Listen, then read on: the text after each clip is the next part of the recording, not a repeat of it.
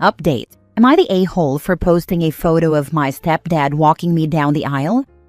Original post. So for context, I, 23 female, have a very strained and rocky relationship with my bio dad, 45 male.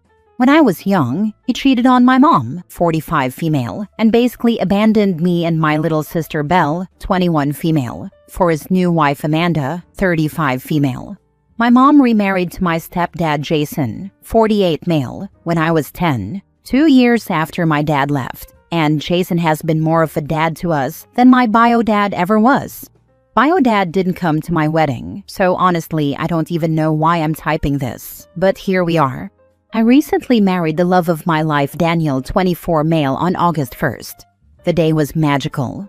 Jason walked me down the aisle, and it meant so much to me. We went to Hawaii for our honeymoon, and when we got back, our photographer sent us a sneak peek of our wedding photos. Obviously, I posted a few, including one of Jason walking me down the aisle. An hour after I posted, Belle called me and asked me to take that particular photo down. She said our dad had called her, saying it was disrespectful to let another man walk me down the aisle. She told him, "Well, you weren't even at the wedding." He apparently responded with, "I would have gone if she'd let me walk her down the aisle." For the record, there was absolutely no way I was going to let him do that. He hasn't been there for me in years, and Jason has been the one who's actually acted like a father. Now Belle says I'm being petty and rubbing it in his face by posting the picture, and some extended family on his side have started making comments about how I shouldn't air family drama online. I don't see how posting a photo from my own wedding is airing drama, but now I'm wondering if I'm missing something. Am I the a-hole? Now for the top comments before reading the update. Not the a-hole. If your bio father feels like this was disrespectful, then he needs to look at himself. He should have been a better father, and that would have been him in the picture instead of your stepfather. Did he not go to your wedding because he wouldn't be walking you down the aisle? Or did he not go for another reason? He can't ride 2 horses with one ass. He can't be a crappy father and then expect to get all the perks of being a good dad. He didn't go, only because Amanda wasn't allowed to have a part in the wedding. He was invited along with Amanda to not have drama, but here we are LOL, and Amanda wanted a part in the wedding, like how my mom had. Amanda didn't go dress shopping with me. She didn't have a say in anything, and frankly, my dad didn't like it, so he told me he just wasn't coming. Of course you're not the a-hole. I would even double down on this and post a follow-up thanking your stepdad, not only for walking you down the aisle, but for being there for you and raising you. Any of your bio dad's flying monkeys who call you can be blocked. Not the a-hole, and your dad did walk you down the aisle. Just because he's not related by DNA doesn't mean he's not family. As you said, bio male was MIA. Jason stepped up and took over. That's a true parent. That I know. I do call Jason my dad, just for the sake of not confusing people. I used his name. I just feel guilty in a way, you know? Oh honey, you have nothing to feel guilty about. Your dad abandoned you when you were a child, and he clearly never repaired the relationship because he didn't even show up to your wedding. You married the love of your life, surrounded by the friends and family who support you, you know, by showing up. The only response to those trying to make you feel bad is to remind them that bio dad wasn't there throughout your childhood and didn't even bother to show up for the wedding, and then block them. Best wishes on a long and happy marriage. You've only spoken to your sister Belle about this, correct? Is there any chance that all of this is coming just from her? Is there any chance your dad never said any of this? Or at least that he never wanted any of this conveyed to you? Belle is close to Amanda. Belle has kinda always been closer to them, since I guess she has forgiven them for what happened, which I haven't. But I know Belle wouldn't make something like this up, or at least I hope. I didn't speak to my father directly since I have his number blocked. Now for the update. I honestly didn't expect all the comments and kind words on my original post, so thank you. I ended up speaking with both my dad and Belle about the whole situation. First, with Belle, I told her to stay out of it altogether. I said if she's on our dad's side so much, she can have him walk her down the aisle at her wedding.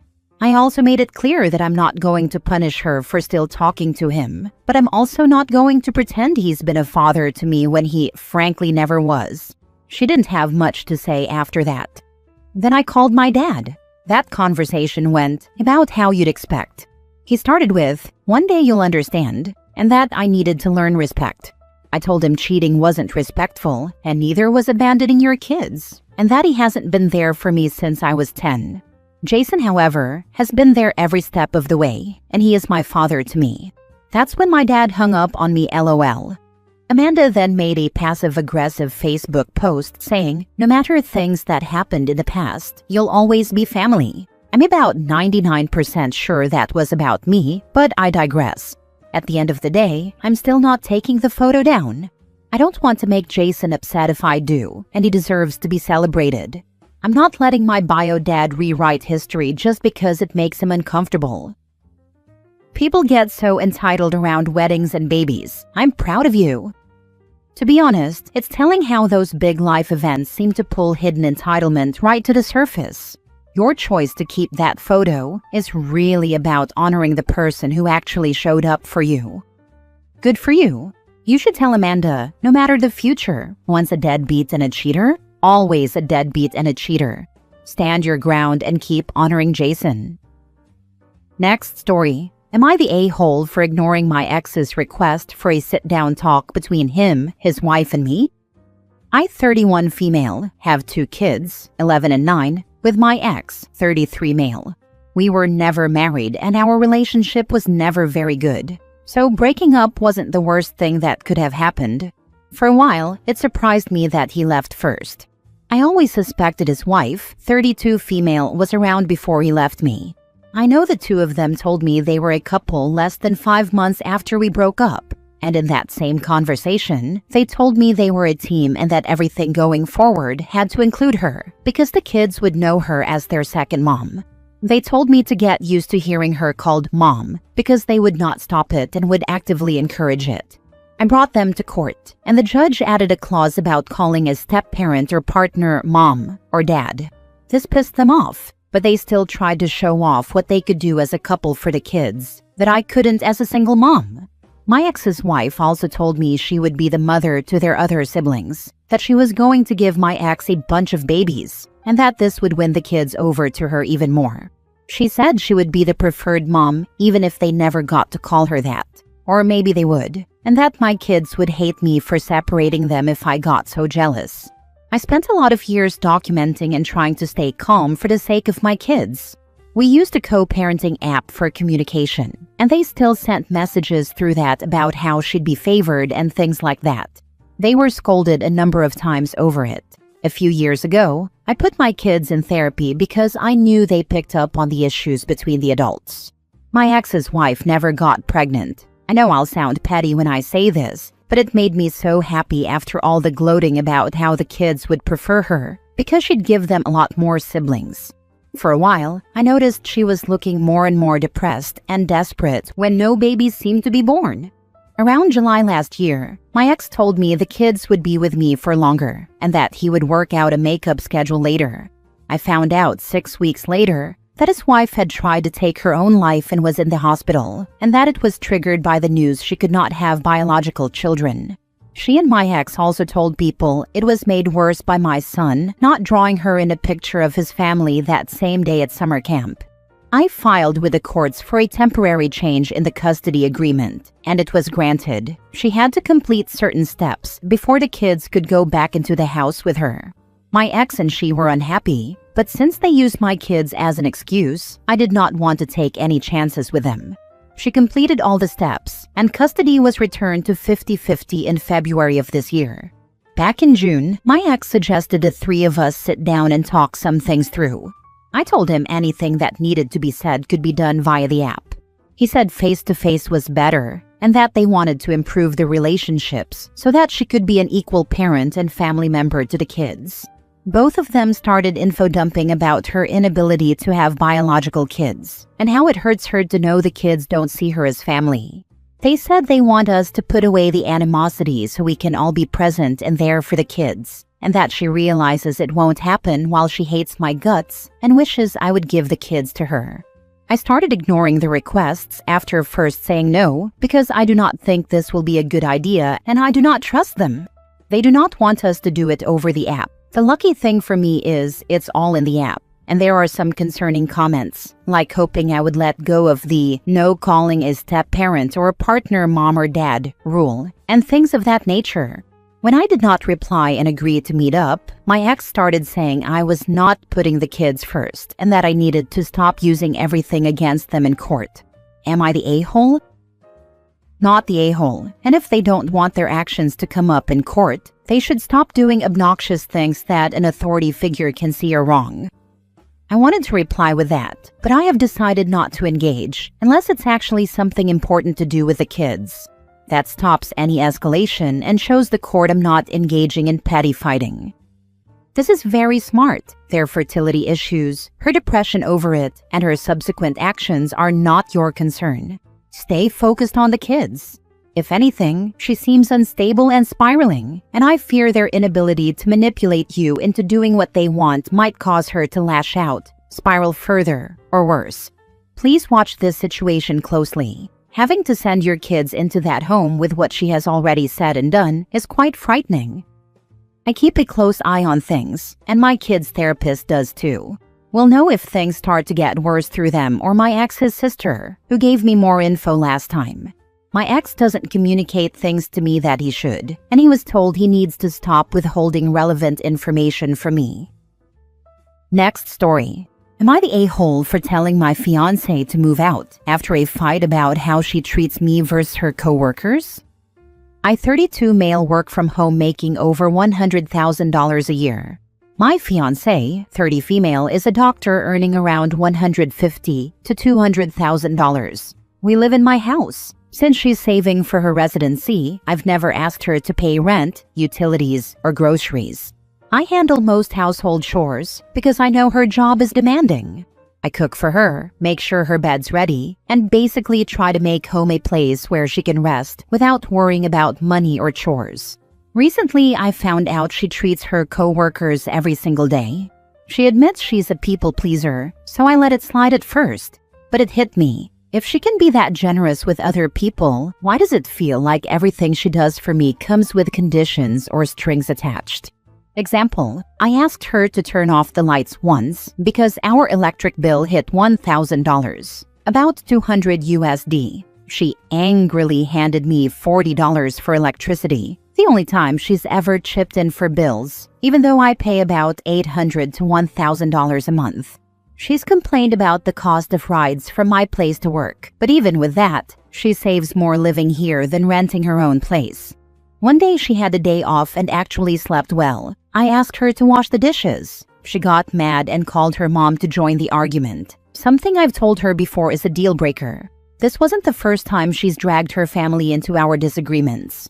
Today we argued again, when she was telling me, cheerfully, how she regularly buys her co-workers food and coffee.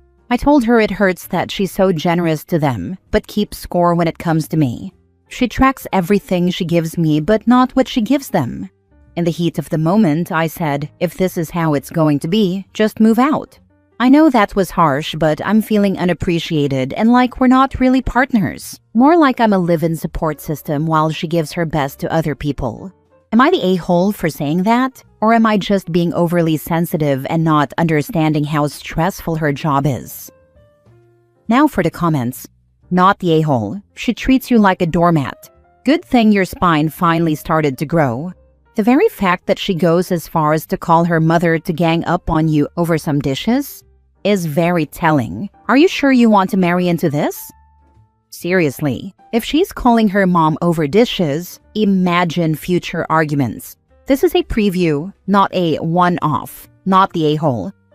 Facts. If she's already calling her mom over something as small as dishes, it's only going to get worse down the line.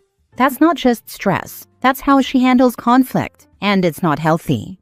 OP's not wrong for drawing the line. This has nothing to do with her stress levels. I'm sorry to have to tell you this, but she's using you. She has money to treat her friends, but not pay some bills or do any chores around the house. If you stay with her, you are going to have a serious conversation about financial responsibility. Also, the way she's treating you when she basically lives there for free is absolutely atrocious. Stick to your original thought. Kick her out. Not the a-hole. Last story. Am I the a-hole for paying for my little brother to eat the better school lunch, but not my step-siblings? I, 17 female, have a little brother, almost 15, and 2 step-siblings, 15 male and 13 female. Mom married their dad 2 years ago, and they've had bad finances since. One of the things that changed was how we could eat and what we could afford to eat.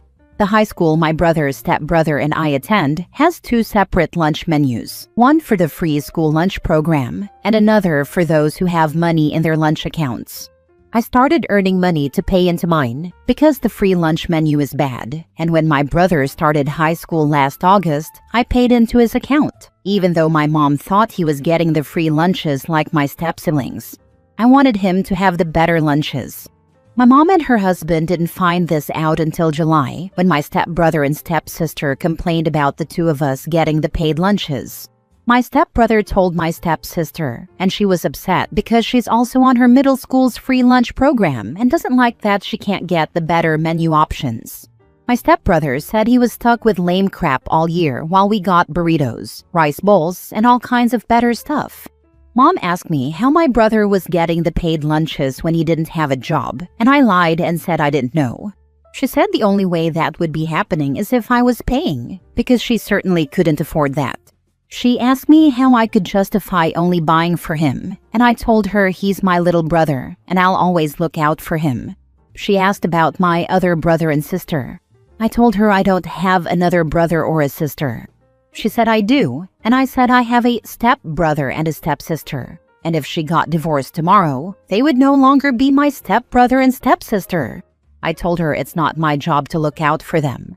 My mom's husband wanted to know why I couldn't have told them, so they could make sure his kids got the better lunches, and I told him they would have stopped me because they don't have the money.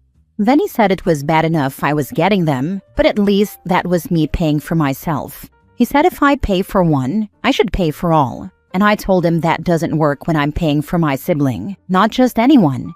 He tried to argue that all 3 are my siblings too, but I told him the same thing and used the real sibling argument. With school starting back soon, Mom told me I'd better pay for all 3 if I don't want to turn into an awful person who divides our family. She said, or I could stop paying for them all and just accept the free lunches. Am I the a-hole? Not the a-hole, and you are a great big sister. Thank you. I try to be, especially when we don't have a ton of family. Not the a-hole. You are only 17 and only working part-time. You have the right to get yourself something nicer, and it's a kind gesture to help your brother. It is not your responsibility to upgrade any of them. It's not like they're not getting fed. You're giving your brother, who you are blood related to and have bonded with, extra because it's within your means, but it's not your responsibility to give them the same, especially since it's only been 2 years. If you were an adult and working full-time, it may have been nice for you to give them the same, but you are not obligated either way. Why are they trying to parentify you? Does your stepfather contribute toward your costs? Even if he did, it wouldn't make you the a-hole. I think he's the reason we started to struggle as much as we have. I know he had debt before they married, and I've heard Mom say he needs to let her make the financial decisions because he can't be trusted. So there's that.